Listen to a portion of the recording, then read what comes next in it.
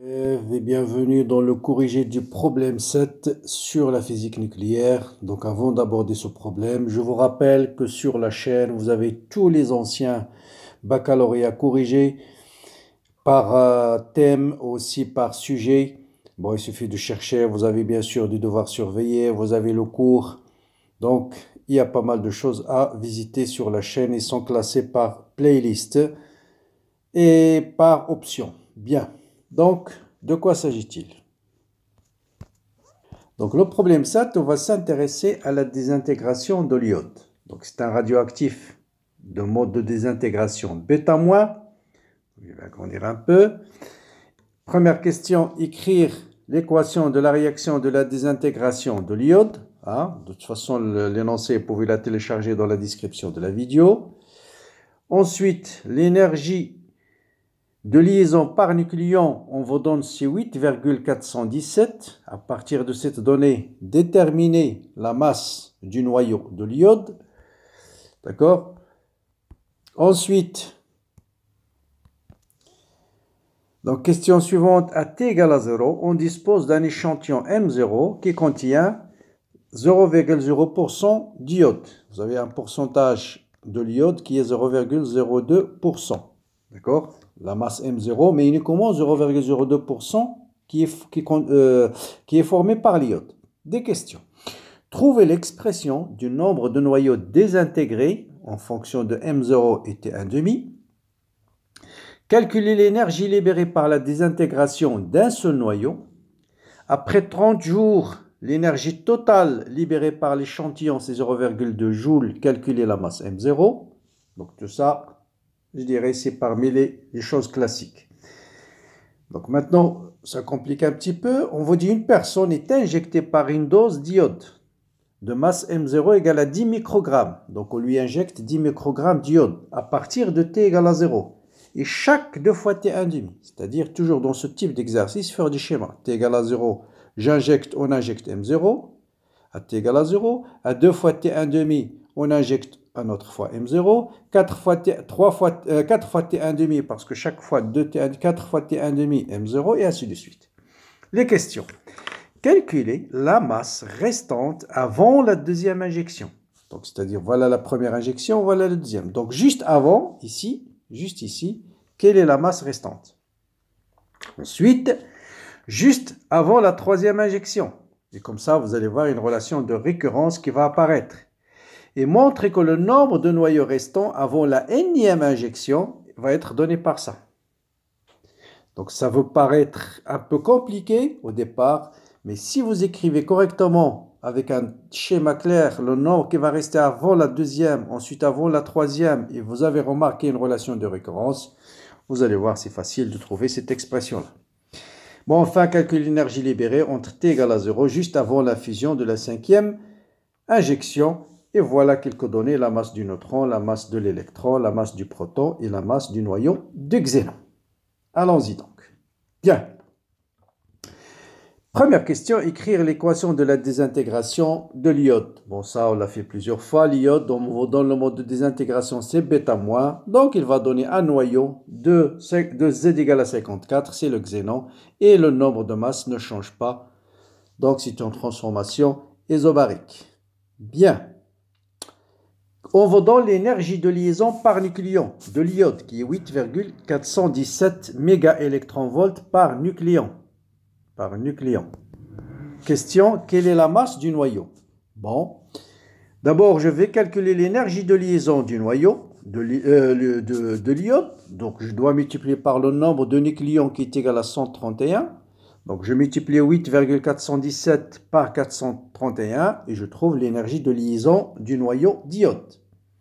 Maintenant, comment à partir de l'énergie de liaison déterminer la masse de l'iode? Bon, il suffit d'utiliser la définition de l'énergie de liaison. C'est Z fois la masse du proton, plus N fois la masse du neutron. L'iode, il contient 78 neutrons, moins la masse de l'iode, ce seul inconnu, fois 931,5 mégaélectronvolts.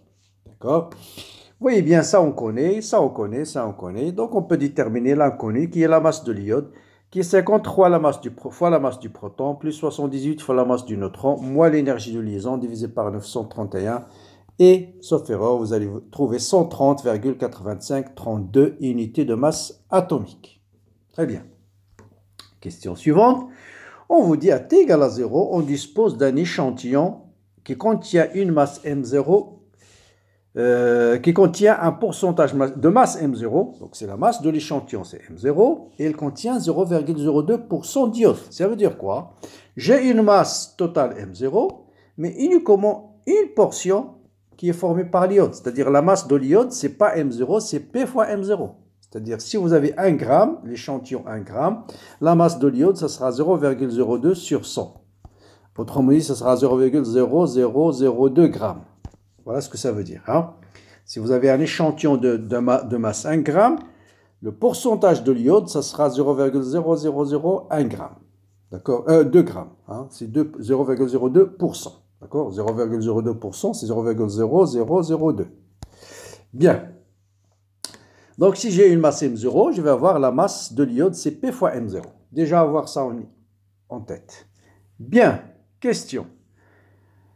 Question, c'est quoi? Trouver le nombre de noyaux désintégrés en fonction de M0 et T1,5. Nombre de noyaux désintégrés. Or, on sait que le nombre de noyaux désintégrés, c'est N0 facteur de 1 moins exponentielle moins lambda T.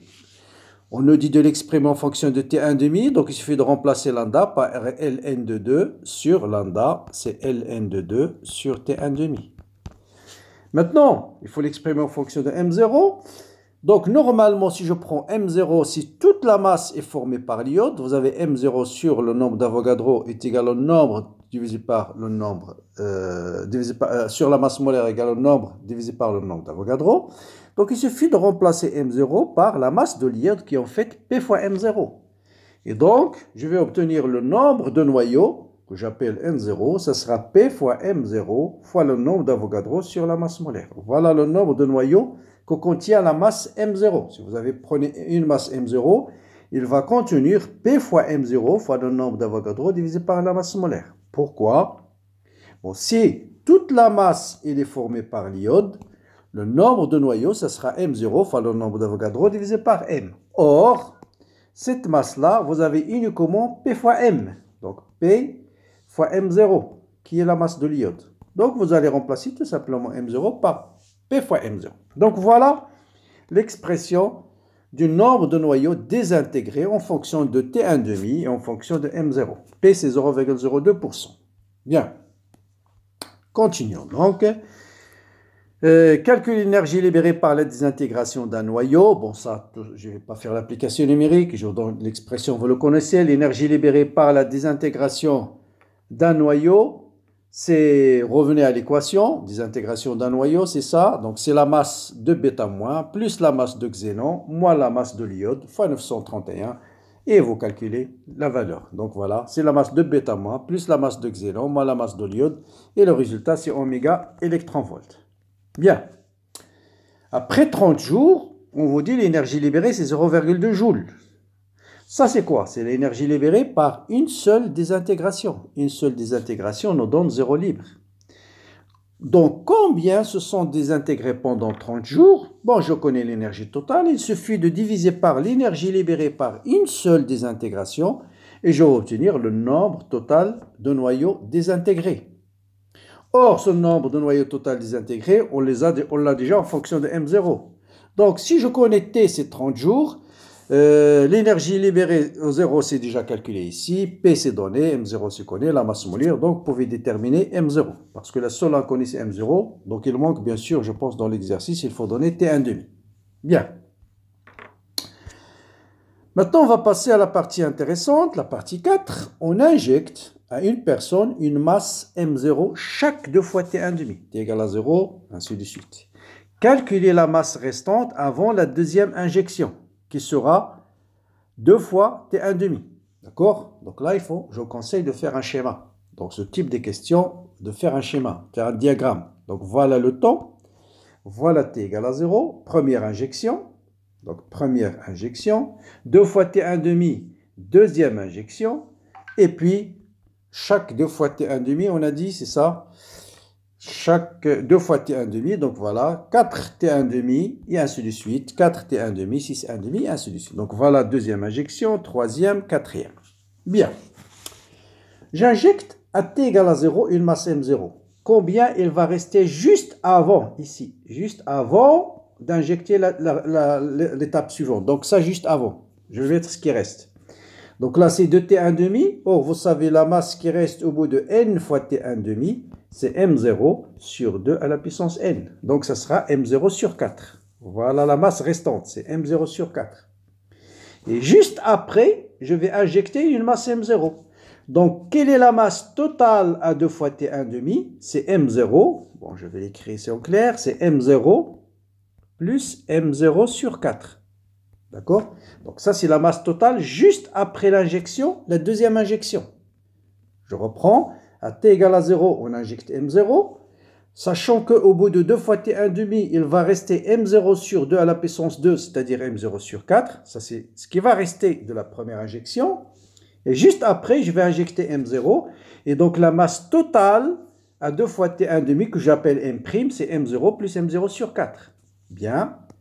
Entre la deuxième et la troisième, combien le temps? C'est 2 fois T1 demi. Donc, on va prendre ça comme M'. Comme c'est à T égale à 0, le nouveau T égale à 0, la masse c'est M'. Donc, en ce point-là, juste avant, il va rester M' sur 4. C'est-à-dire quoi? Il va rester M0 sur 4 plus M0 sur 4 au carré. Voilà la masse qui va rester juste avant la deuxième injection, la troisième injection. Deuxième, troisième. Donc la masse juste après, il faut ajouter tout simplement M0. Et vous voyez bien qu'il y a une relation de récurrence qui va s'installer. Donc c'est M0 plus M0 sur 4. Donc ça, juste avant, donc c'est la première, deuxième, troisième injection. Bon, je vous laisse le soin de vérifier facilement que après, donc on a dit à première injection, troisième injection, donc juste avant